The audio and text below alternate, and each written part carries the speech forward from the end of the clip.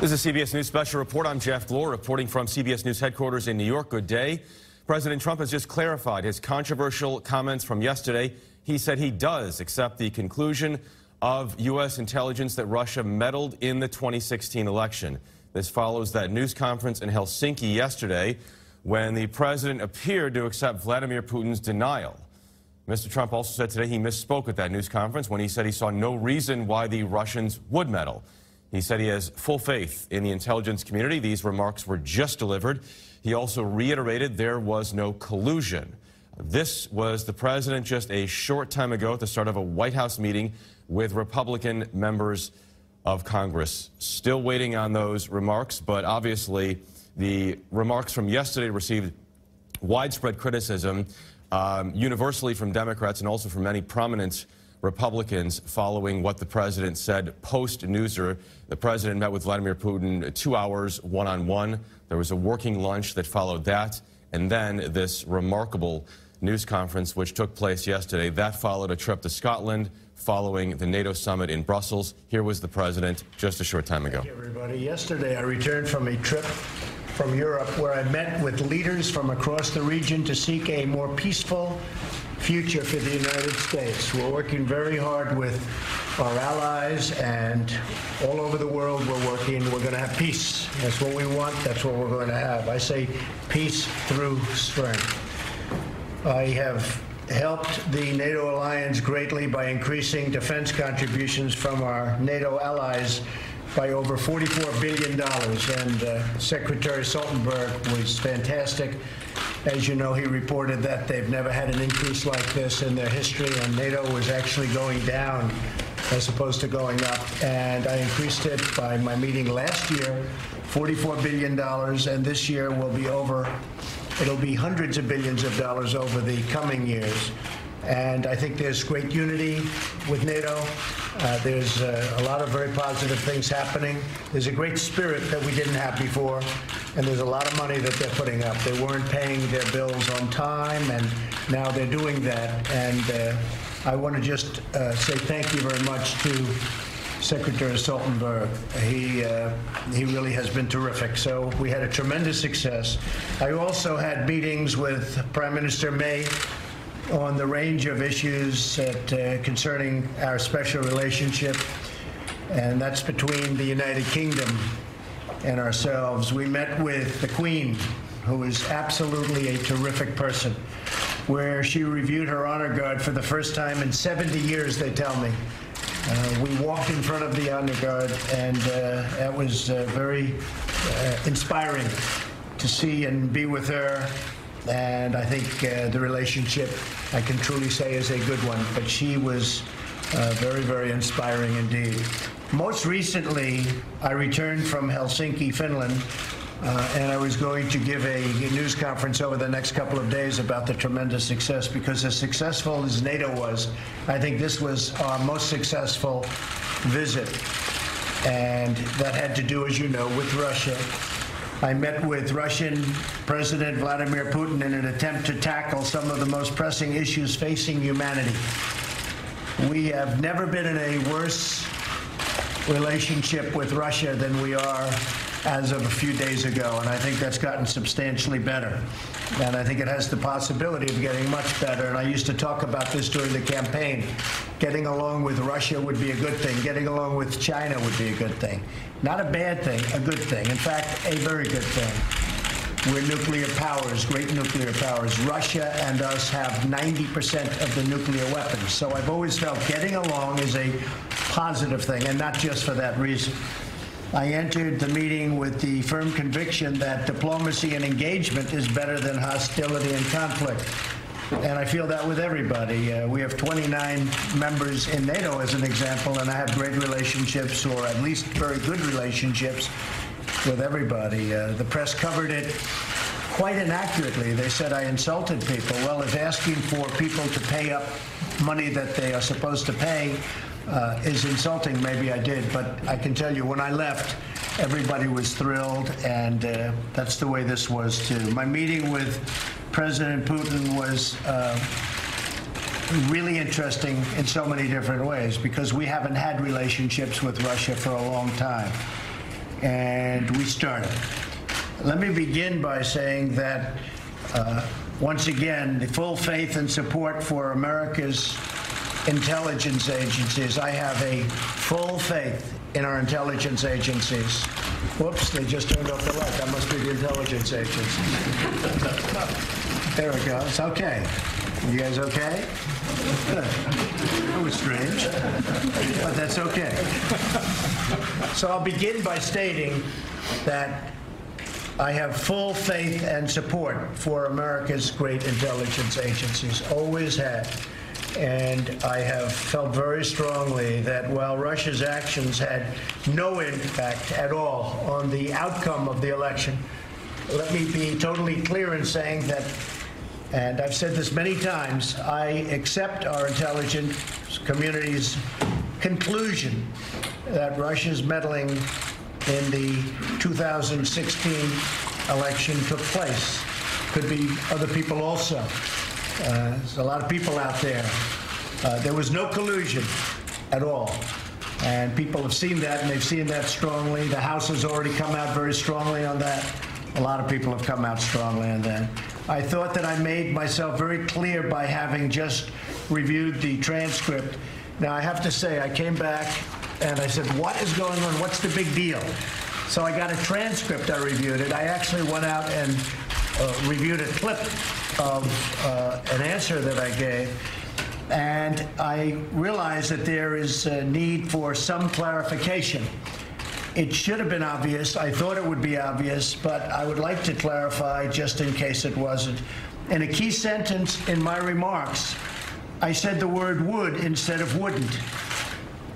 The sentence should have been, I don't see any reason why I wouldn't, or why it wouldn't be Russia. So, just to repeat it, I said the word would instead of wouldn't, and the sentence should have been, and I thought it would be maybe a little bit unclear on the transcript or unclear on the actual video. The sentence should have been, I don't see any reason why it wouldn't be Russia. Sort of a double negative. So you can put that in, and I think that probably clarifies things pretty good by itself. I have on numerous occasions noted our intelligence findings that Russians attempted to interfere in our elections. Unlike previous administrations, my administration has and will continue to move aggressively to repeal any efforts and repel. We will stop it, we will repel it, any efforts to interfere in our elections. We're doing everything in our power to prevent Russian interference in 2018. And we have a lot of power. As you know, President Obama was given information just prior to the election, last election, 2016, and they decided not to do anything about it. The reason they decided that was pretty obvious to all. They thought Hillary Clinton was going to win the election, and they didn't think it was a big deal. When I won the election, they thought it was a very big deal. And all of a sudden, they went into action, but it was a little bit late. So he was given that in sharp contrast to the way it should be. And President Obama, along with Brennan and Clapper and the whole group that you see on television now, probably getting paid a lot of money by your networks, they knew about Russia's attempt to interfere in the election in September, and they totally buried it. And as I said, they buried it because they thought that Hillary Clinton was going to win. Turned out it didn't happen that way. By contrast, my administration has taken a very firm stance. It's a very firm stance on a strong action. We're going to take strong action to secure our election systems and the process. Furthermore, as has been stated, and we've stated it previously and on many occasions, no collusion. Yesterday, we made significant progress toward addressing some of the worst conflicts on Earth. So when I met with President Putin for about 2.5 hours, we talked about numerous things. And among those things are the problems that you see in the Middle East, where they're very much involved, we're very much involved. I entered the negotiations with President Putin from a position of tremendous strength. Our economy is booming, and our military is being funded $700 billion this year, $716 billion next year. It will be more powerful as a military than we've ever had before. President Putin and I addressed a range of issues, starting with the civil war in Syria and need for humanitarian aid and help for people in Syria. We also spoke of Iran and the need to halt the nuclear ambitions and the destabilizing activities taking place in Iran. As most of you know, we ended the Iran deal, which was one of the worst deals anyone could imagine, and that's had a major impact on Iran, and it's substantially weakened Iran, and we hope that at some point Iran will call us and we'll maybe make a new deal, or we maybe won't. But Iran is not the same country that it was 5 months ago, that I can tell you. They're no longer looking so much to the Mediterranean and the entire Middle East. They've got some big problems that they can solve probably much easier if they deal with us. So we'll see what happens. But we did discuss Iran. We discussed Israel and the security of Israel, and President Putin is very much involved now with us in a discussion with Bibi Netanyahu on working something out with surrounding Syria and specifically with regards to the security and long-term security of Israel. A major topic of discussion was North Korea and the need for it to remove its nuclear weapons. Russia has assured us of its support. President Putin said he agrees with me 100%, and they'll do whatever they have to do to try and make it happen. Discussions are ongoing, and they're going very, very well. We have no rush for speed. The sanctions are remaining. The hostages are back. There have been no tests. There have been no rockets going up for a period of 9 months. And I think the relationships are very good. So we'll see how that goes. We have no time limit. We have no speed limit. We're just going through the process. But the relationships are very good. President Putin is going to be involved in the sense that he is with us. He would like to see that happen. Perhaps the most important issue we discussed at our meeting prior to the press conference was the reduction of nuclear weapons throughout the world. The United States and Russia have 90%, as I said, and we can have a big impact. But nuclear weapons is, I think, the greatest threat of our world today. And they're a great nuclear power. We're a great nuclear power. We have to do something about nuclear. And so that was a matter that we discussed actually in great detail, and President Putin agrees with me. The matters we discussed are profound in their importance and have the potential to save millions of lives. I understand the many disagreements between our countries, but I also understand that dialogue and when you think about it, dialogue with Russia or dialogue with other countries, but dialogue with Russia in this case, where we've had such poor relationships for so many years, dialogue is a very important thing, and it's a very good thing. So if we get along with them, great. If we don't get along with them, then we won't get along with them. But I think we have a very good chance of having some very positive things. I thought that the meeting that I had with President Putin was really strong. I think that they were willing to do things that, frankly, I wasn't sure whether or not they would be willing to do. And we'll be having future meetings, and we'll see whether or not that comes to fruition. But we had a very, very good meeting. So I just wanted to clear up. I have the strongest respect for our intelligence agencies headed by my people. We have great people, whether it's Gina, or Dan Coates, or any of them. I mean, we have tremendous people, tremendous talent within the agencies.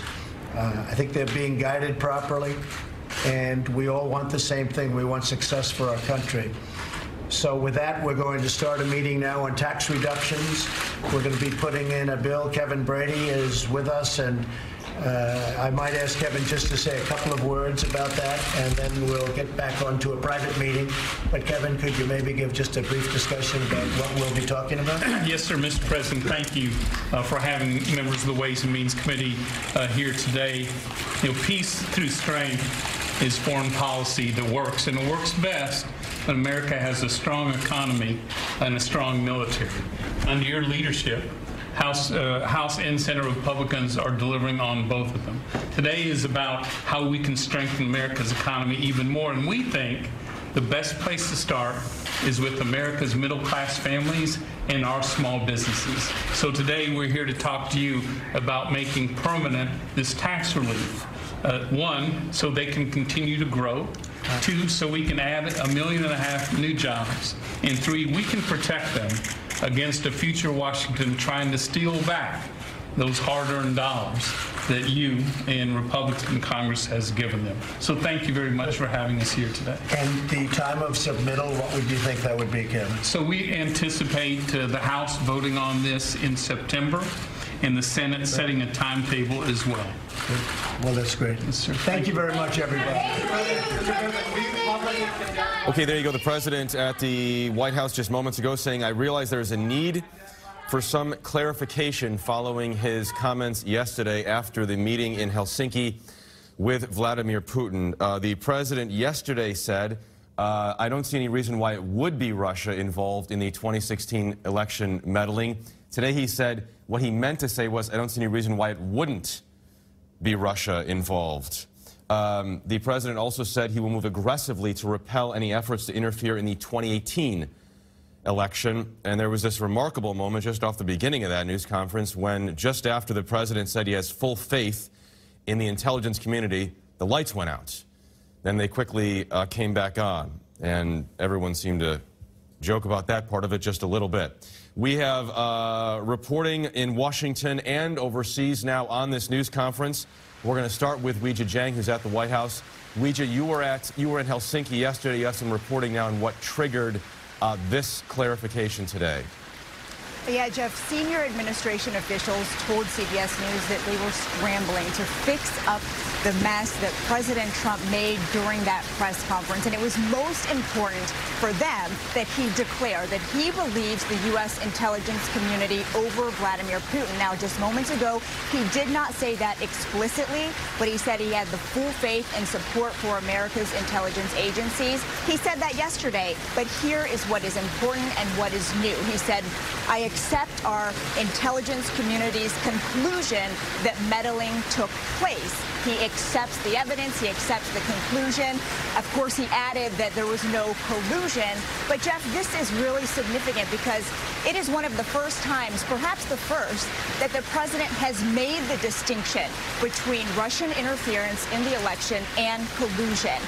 Even yesterday, he seemed to continue to conflate the two, saying that there was no witch hunt and denying these claims. And that is why the intelligence community was so outraged and upset. So today, there was certainly a walk back.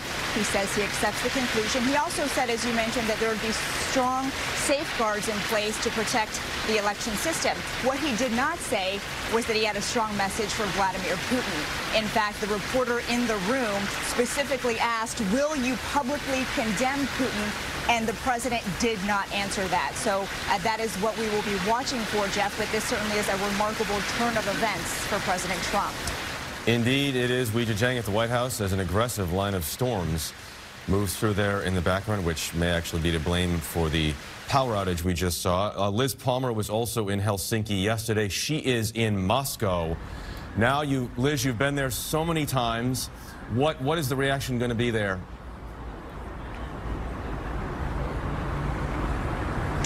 Well, yesterday it was unadulterated joy. In fact, Sergei Lavrov, the Russian foreign minister, right after the meetings ended, said to one of the Russian magazines, these meetings were more than super. He said they were shakarnaya, which is a Russian word that means basically fabulous.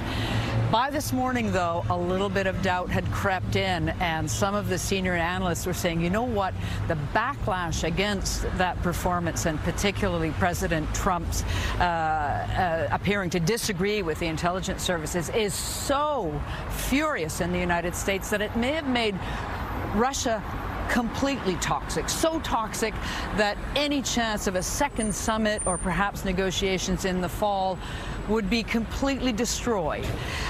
Tonight, I think those fears will be allayed a little bit, and the Russians will be feeling, you know what, if President Trump has contradicted himself or corrected what he said yesterday, even though he now is implying, although he didn't say it right out, that President Putin and the Russians did meddle in the election, it will have calmed the backlash down. And so they're hoping that it will lead to a second round of talks, that the narrative will now become that the two leaders addressed global problems and that engagement is better than estrangement.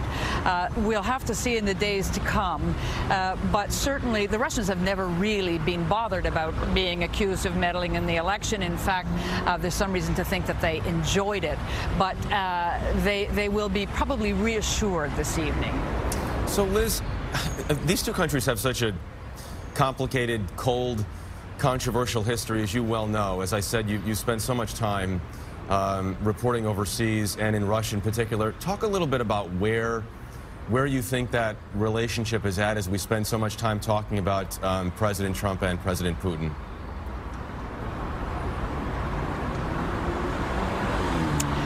President Putin is genuinely interested in engagement with the United States, but he is a former spy. He has Russia's interests at heart and nobody else's. He operates on the principle that his enemy's weakness plays to his own strength. So he really does like the idea of destabilizing Western democracies and the United States. But on the other hand, he knows that engagement with the U.S. will benefit his country, and certainly it will boost his popularity. You know, Russians, particularly after this amazingly successful World Cup, they want to be part of the world now. It's not just the economic weight and pain of sanctions. They're connected. They see themselves as Europeans, as Westerners. They want to be part of the big global dialogue. They're sick of being pariahs. And so there's a lot driving the Russians' effort at engagement. They're going to try and talk to President Trump again, and soon.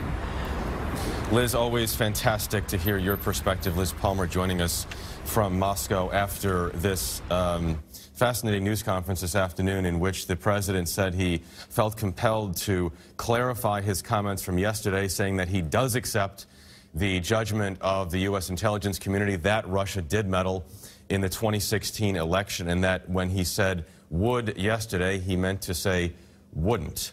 We're going to have much more about all of this on your local news on this CBS station, on our 24-hour streaming news service, CBSN.